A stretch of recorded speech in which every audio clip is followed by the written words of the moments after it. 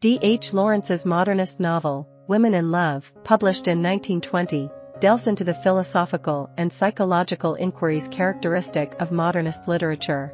The four central characters engage in profound discussions, contemplating the significance of marriage and love, each arriving at distinct conclusions. The novel presents few universal truths, inviting readers to explore the subjective nature of human relationships. Amidst the exploration of relationships, Lawrence also examines the themes of chaos and instability prevalent in modernist works. The depicted relationships in Women in Love are marked by constant turbulence and change. Although not explicitly referencing the First World War, Lawrence wrote the novel against the backdrop of the war's violence. This violent spirit finds manifestation in the character of Gerald, whose overwhelming rage and jealousy lead him to contemplate the murder of the woman he claims to love deeply. Women in Love serves as the sequel to Lawrence's 1915 novel, The Rainbow. Set in 1910s England, the narrative revolves around two sisters, Ursula and Gudrun Brangwen. Ursula works as a teacher, while Gudrun has recently returned from art school. Both sisters possess intellect and philosophical inclinations, as evidenced by their initial musings on the purpose of marriage. Ironically, they attend a local wedding, where they encounter Gerald Crich, responsible for a nearby mine employing many townspeople, and Rupert Birkin, a school inspector. Throughout the novel, Rupert and Ursula develop a complex and tumultuous romantic relationship. At their first meeting, Rupert is already involved with Hermione Roddice, a wealthy and domineering woman. As Rupert's feelings for Ursula intensify, he grapples with choosing between her and Hermione. Women in Love presents a rich tapestry of introspection, intertwining intricate relationships and introspective dilemmas against the backdrop of a rapidly changing world. Hermione's violent outburst leads to a decisive turning point for Rupert, as he resolves to pursue a relationship with Ursula.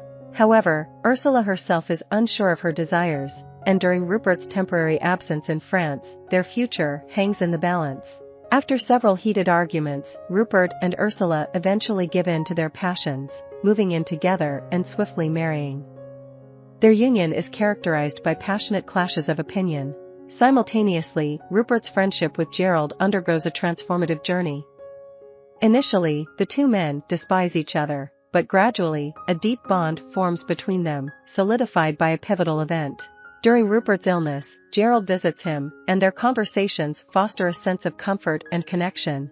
Although Rupert proposes a special bond between them, Gerald does not explicitly promise it, yet the presence of affection and love between them is evident. Some have interpreted their friendship as carrying a homoerotic undertone. Meanwhile, romantic tension simmers between Gerald and Gudrun. As Gerald assumes control of his father's mine, the Crich family faces the impending loss of Mr. Crich, who falls gravely ill. In an effort to foster Gudrun's artistic talents, Mr. Crich arranges for her to tutor Gerald's younger sister, Winifred, and even constructs an art studio for Gudrun in their family home. These circumstances bring Gerald and Gudrun closer together. When Mr. Crich eventually passes away, Gerald is left shattered. Consumed by grief, he ventures into Gudrun's house under the cover of darkness, spending the night in her bed. To alleviate their emotions, the two couples embark on a trip to the Austrian Alps. It is there that they encounter Lurk, a sculptor who develops a romantic interest in Gudrun.